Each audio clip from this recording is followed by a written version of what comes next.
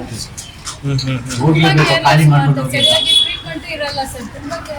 ಹೋಗ್ಲೇಬೇಕು. ರಾಜಧಾನಿ ಬೆಂಗಳೂರಿನ ವಿಕ್ಟೋರಿಯಾ ಆಸ್ಪತ್ರೆಯಲ್ಲಿ ಚಿಕಿತ್ಸೆ ಪಡಿತಾ ಇದ್ದ ವ್ಯಕ್ತಿಯೊಬ್ಬರು ಸಾವನ್ನಪ್ಪಿದ್ದು ವೈದ್ಯರ ನಿರ್ಲಕ್ಷ್ಯವೇ ಸಾವಿಗೆ ಕಾರಣ ಅಂತ ಕುಟುಂಬಸ್ಥರು ಗಂಭೀರ ಆರೋಪವನ್ನು ಮಾಡಿದ್ದಾರೆ.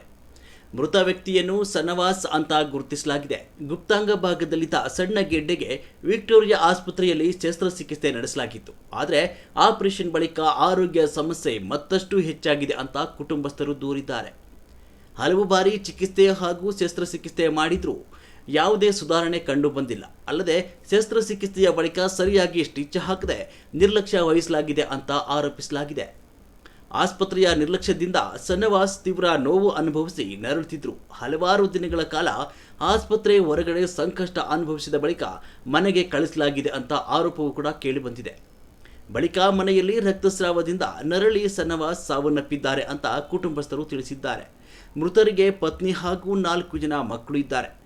ಡಾಕ್ಟರ್ಸ್ಗಳ ನಿರ್ಲಕ್ಷ್ಯದಿಂದಲೇ ಸಾವು ಸಂಭವಿಸಿದೆ ಅಂತ ಆರೋಪಿಸಿರುವ ಕುಟುಂಬಸ್ಥರು ಪ್ರಕರಣದ ಬಗ್ಗೆ ಆಸ್ಪತ್ರೆ ಮುಖ್ಯಸ್ಥರಿಗೆ ದೂರು ಸಲ್ಲಿಸಿದ್ದಾರೆ. ಇತ್ತ ಆಸ್ಪತ್ರೆ ಸೂಪರಿಂಟೆಂಡೆಂಟ್ ದೀಪಕ್ ಪ್ರತಿಕ್ರಿಯೆ ನೀಡಿದ್ದು ಪ್ರಕರಣದ ಕುರಿತು ತನಿಖೆಗೆ ಆದೇಶಿಸಲಾಗಿದೆ. ತಪ್ಪಿತಸ್ಥರ ವಿರುದ್ಧ ಕಾನೂನು ಕ್ರಮ ಕೈಗೊಳ್ಳಲಾಗುವುದು ಅಂತ ಭರವಸೆ ನೀಡಿದ್ದಾರೆ. ಈ ಘಟನೆ ಇದೀಗ ಸಾರ್ವಜನಿಕ ವಲಯದಲ್ಲಿ ಆಕ್ರೋಶಕ್ಕೆ ಕಾರಣವಾಗಿದೆ. ಮಾಡಿದ್ದಕ್ಕೆ ಫುಲ್ಲ ಸರ್ಜರಿ ಥರ ಮಾಡಿದ್ರು. ಎಲ್ಲ ಚಿಕ್ಕದಿಂದ ದೊಡ್ಡ ಥರ ಮಾಡಿ ಫುಲ್ಲು ಒಳಗಡೆವರೆಗೂ ಕಟ್ ಮಾಡಿದರು. ಕಟ್ ಮಾಡಿ ಇಲ್ಲಿ ಇನ್ನೂ ಕೂತ್ಕೋ ಜಾಗ ಯೂರಿನು ಬಾತ್ರೂಮ್ ಎಲ್ಲ ಚೆನ್ನಾಗಿ ಅವ್ರು ಹೋಗ್ತಾಯಿದ್ರು. ಆದರೆ ಬಾತ್ರೂಮ್ ಮಾಡೋ ಜಾಗ ಎಲ್ಲ ಕೂಡ ಕಟ್ ಮಾಡ್ತೀನಿ ಅಂತ ಹೇಳ್ತಾಯಿದ್ರು. ನಾವು ಒಪ್ಪಲಿಲ್ಲ. ಬಾತ್ರೂಮ್ ಚೆನ್ನಾಗೇ ಮಾಡ್ತಾಯಿದ್ದಾರೆ, ಅಲ್ಲಿ ಯಾಕೆ ಕಟ್ ಮಾಡ್ತೀರಾ ಅಂತ ನಾವು ಇಟ್ಕೊಂಡ್ವಿ. ಆದರೆ ಅವರು ಅಲ್ಲಿ ಬಾತ್ರೂಮ್ ಜಾಗ ಅಲ್ಲೆಲ್ಲ ಚೆನ್ನಾಗಿ ಆಗ್ತಾಯಿತ್ತು. ಇವರು ಒಳಗಡೆ ಅಡ್ಮಿಟ್ ಆಗಿದ್ದು ನಾವು ಫೆಬ್ರವರಿ 15ಕ್ಕೆ ಸರ್. ಇಲ್ಲಿ ಹಾಸ್ಪಿಟ್ಲಲ್ಲಿ 15 ದಿನ 16 ದಿನ ಅಡ್ಮಿಟ್ ಮಾಡಿದ್ವಿ. ಡಿಸ್ಚಾರ್ಜ್ ಆಗುತ್ತೆ ಅಂದರೆ ಫೆಬ್ರವರಿ 10ನೇ ತಾರೀಕು ನೀವು ಅಡ್ಮಿಟ್ ಆಗಿ 15 ದಿವಸ ಇದ್ದೀರಿ. ಅಂದರೆ ಫೆಬ್ರವರಿ 25 ತಾರೀಕು ನೀವು ಡಿಸ್ಚಾರ್ಜ್ ಆಗಿರಲಿ. ಡಿಸ್ಚಾರ್ಜ್ ಆದರು. ಇಲ್ಲಿಂದ ಇಲ್ಲಿಗೆ ನಾವು ಕೇಳಿದ್ದಕ್ಕೆ ಡಿಸ್ಚಾರ್ಜ್ ಮಾಡಲ್ಲ ಅಂತ ನಾವು ಎಷ್ಟು ಕೇಳಿದ್ವಿ. ಅವರು ಏನು ಹೇಳ್ತಾ ಇದ್ದಾರೆ, ನಮ್ಮ ಕಡೆಯಿಂದ ಕೆಲಸ ಎಲ್ಲ ಮುಗ್ದಿದೆ, ಇನ್ಫೆಕ್ಷನ್ ಎಲ್ಲ ಕಮ್ಮಿ ಮಾಡಿದ್ದೀವಿ, ಇಲ್ಲಿಂದ ಹೋಗಿ ಓಡ್ತಾ ಪ್ಲಾಸ್ಟಿಕ್ ಸರ್ಜರಿ ಮಾಡಿ ಅಂತ ಓಡಿಸ್ತಾ ಇದ್ದಾರೆ. ಆ ಕಡೆ ಹೋಗಿ ಕೇಳಿದ್ದಕ್ಕೆ ಇಲ್ಲಿ ಇನ್ಫೆಕ್ಷನ್ನೇ ಕಮ್ಮಿ ಆಗಿಲ್ಲ, ಪ್ಲಾಸ್ಟಿಕ್ ಸರ್ಜರಿ ಇವಾಗ ಮಾಡೋಕ್ಕಾಗಲ್ಲ, ಅಲ್ಲಿಗೆ ಹೋಗಿ ಅಂತ ಅವರು ಓಡಿಸ್ತಾ ಇದ್ದಾರೆ. ಈ ಕಡೆನೂ ನಮಗೆ ಅಡ್ಮಿಟ್ ಮಾಡಿಸ್ಕೊಂಡಿಲ್ಲ, ಆ ಕಡೆನೂ ನಮಗೆ ಅಡ್ಮಿಟ್ ಮಾಡಿಸ್ಕೊಂಡಿಲ್ಲ. 2 ಕಡೆನೇ ಇಲ್ಲದೆ ಸಣ್ಣ ನಾವು ಫುಟ್ಪಾತಲ್ಲಿ ಇಲ್ಲೇ ಹಾಸ್ಪಿಟ್ಲು ಫುಟ್ಪಾತಲ್ಲಿ ಸೈಡಲ್ಲಿ ನಾವು ಇಲ್ಲೇ ಟೈಮ್ಗೆ ಬರಬೇಕು ಅಂತ ಆ ಟೈಮ್ಗೆ ಇರೋಣ ಅಂತ 3 ದಿವಸ ಹೋಗಿ 3 ದಿನ ಡಾಕ್ಟರ್ ಹೇಳಿದ್ದು. ಆಫೀಸರ್ಸ್ ಕಂಪ್ಲೇಂಟ್ ಕೂಡ ಕೊಟ್ಟಿದ್ದೀರಿ. ಯಾವತ್ತು ಕೊಟ್ಟಿದ್ದೀರಿ ಕಂಪ್ಲೇಂಟ್ ನಾವು ಕೊಟ್ಟು 10 ದಿನ ಆಗಿದೆ ಸರ್.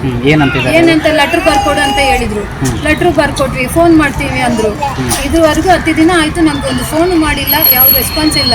ಅವ್ರ ಪಾಟಿಗೆ ಅವ್ರ ಕೆಲಸ ಮಾಡ್ಕೊಂಡಿದ್ದಾರೆ. ನಮ್ಮ ಕಡೆ ಯಾವ ನ್ಯಾಯನೂ ಸಿಕ್ಕಿಲ್ಲ ಸರ್. ಒಂದು ಕಮಿಟಿನ ಈಗಾಗಲೇ ಫಾರ್ಮ್ ಮಾಡಿದ್ದೀನಿ. Head of the departments medicine, head of the department surgery, head of the department plastic surgery, ಇವ್ರನ್ನೆಲ್ಲ ಒಳಗೊಂಡಂತೆ ಒಂದು ಸೀನಿಯರ್ ಪ್ರೊಫೆಸರ್ಸ್ ಒಂದು ಕಮಿಟಿ ಮಾಡಿದ್ದೀನಿ. ಆ ಕಮಿಟಿ 29ನೇ ತಾರೀಕು ಒಂದು ವಾರದೊಳಗಡೆ ಆದಷ್ಟು ಬೇಗನೆ ಒಂದು ರಿಪೋರ್ಟ್ ಕೊಡಿ ಅಂತ ಹೇಳಿದ್ದೀನಿ. ಆ ರಿಪೋರ್ಟ್ನಲ್ಲಿ ಅವರು ಎಲ್ಲ ಕೇಶಿಟ್ ಎಲ್ಲ ದಾಖಲೆಗಳನ್ನ ಪರಿಶೀಲಿಸ್ತಾರೆ. ಆಮೇಲೆ ಪೇಷಂಟ್ ಕಡೆಯವರ ಹೇಳಿಕೆಗಳು ತಗೊಳ್ತಾರೆ, ನಮ್ಮ ಡಾಕ್ಟರ್ಗಳದ್ದು ಹೇಳಿಕೆಗಳು ತಗೊಳ್ತಾರೆ.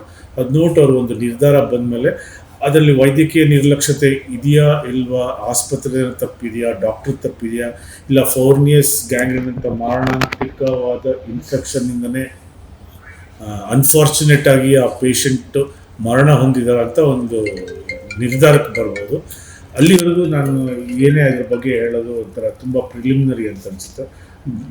ಬೈ ಚಾನ್ಸ್ ಏನಾದರೂ ಅಕಸ್ಮಾತ್ ಏನಾದರೂ ವರದಿ ವೈದ್ಯರದ ನಿರ್ಲಕ್ಷ್ಯತೆ ಅಂತ ಬಂದರೆ ಅದಕ್ಕೆ ತಕ್ಕಂಗೆ ನಿಯಮಾನುಸಾರ ಕ್ರಮಗಳಿದೆ, ಅದನ್ನು ನಾನು ಶಿಫಾರಸು ಮಾಡ್ತೀನಿ.